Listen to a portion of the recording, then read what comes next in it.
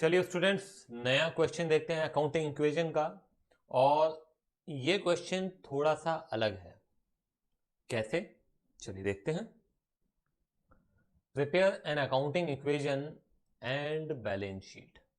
अब आपके दिमाग में ये सवाल आएगा कि बैलेंस शीट क्या होती है, कैसे बनाते हैं, तो वो भी अपन देखेंगे।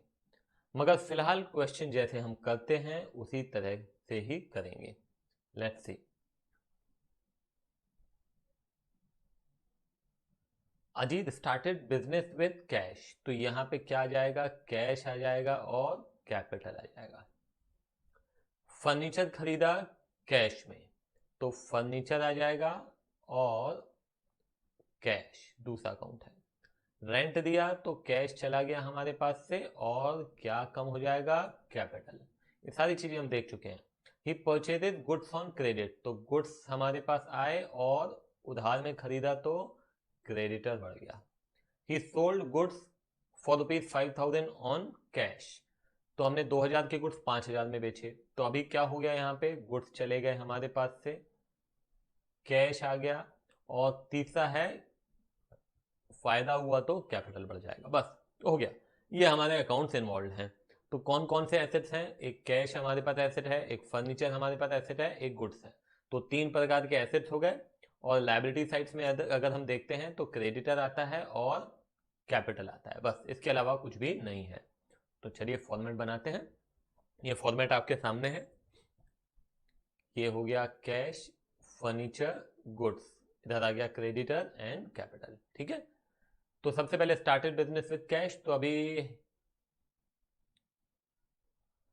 हम 20,000 कैश, तो 20,000 हमारे पास कैश आ गया और 20,000 से ही क्या हो जाता है? कैपिटल पर जाता है। ठीक है। तो इसको हम लेके आते हैं यहाँ पे 20,000 और यहाँ पे भी आ जाता है 20,000। ठीक है। हाँ। अब उसके बाद परचेज फर्नीचर, हमने फर्नीचर खरीदा 2,000 रुपए में। तो अब 2,000 का फर्नीचर हमने, ध्यान रखिएगा, कैश में खरीदा है। तो कैश में खरीदा है इसका मतलब है कैश गया और फर्नीचर आ गया। Is it clear? कैश गया, फर्नीचर आया, डन।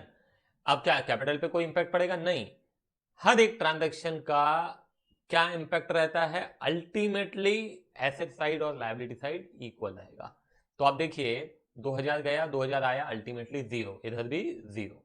तो अब एक काम करते हैं, यहां पे हम 20,000 माइनस 2,000, ये हो जाएगा 18,000। 18,000 प्लस 2,000, और कुछ तो है नहीं, ये इक्वल टू लिख देते हैं यहाँ पे और ये हो जाता है 20,000। ठीक है। पेड रेंट, अब आपने रेंट पे किया कितना? 200 रुपए। तो 200 रुपए आपका कैश कम हो गया और क्या कम हो गया? कैपिटल कम हो गया। दोनों कम हो गए। तो अब हमारे पास कितना आ जाएगा? हमारे पास 18,000 माइनस 200 हो जाता है 17,800 और ये हो जाता है 2,000। इधर अपन लिखते हैं 19,800। तो दोनों तरफ आप देख सकते हैं इक्वल है।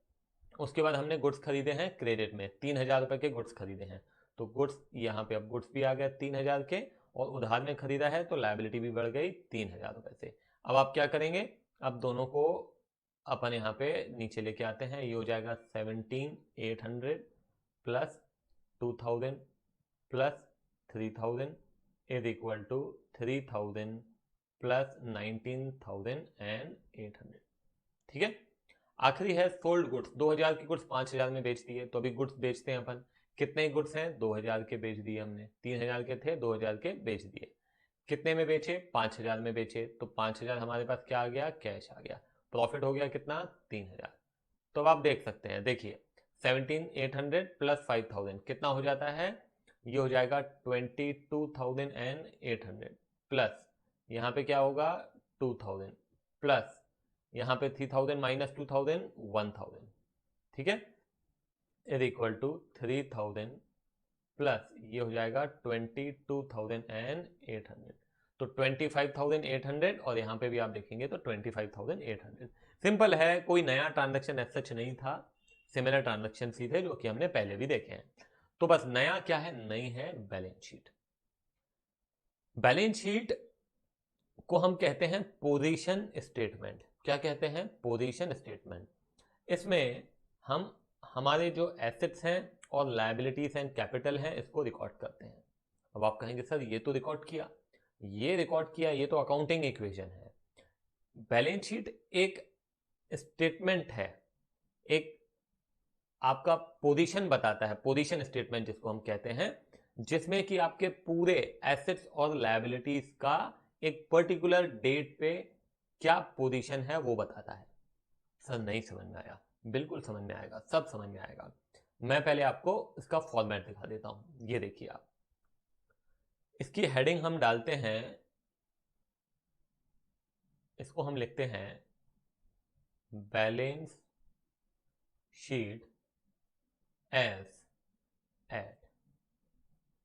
बैलेंस शीट एज एट, हमने यहां पे क्या लिखा? Balance sheet as at. तो एज एट में क्या लिखा जाएगा? जो डेट, जिस तारीख को हम बैलेंस शीट बना रहे हैं। ये बैलेंस शीट कब बनाई जाती है? At the end of year. कब बनाई जाती है? At the end of year. Year कौन सा? तो यहाँ पे 2 प्रकार के ईयर होते हैं। आप जो अकाउंटिंग कर रहे हैं वो या तो आप कैलेंडर ईयर में करेंगे या फिर फाइनेंशियल ईयर में करेंगे। कैलेंडर ईयर होता है 1 जनवरी से 31 दिसंबर, कैलेंडर ईयर आप सब जानते हैं। फाइनेंशियल ईयर होता है 1 अप्रैल से 31 मार्च।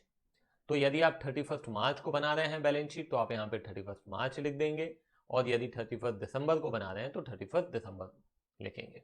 ठीक है। अब हम यहाँ पे क्या करेंगे? यहाँ पे हम पूरे एसेट्स एंड लायबिलिटीज लिखेंगे। आपकी कौन कौन सी लायबिलिटीज थी ये देखिए।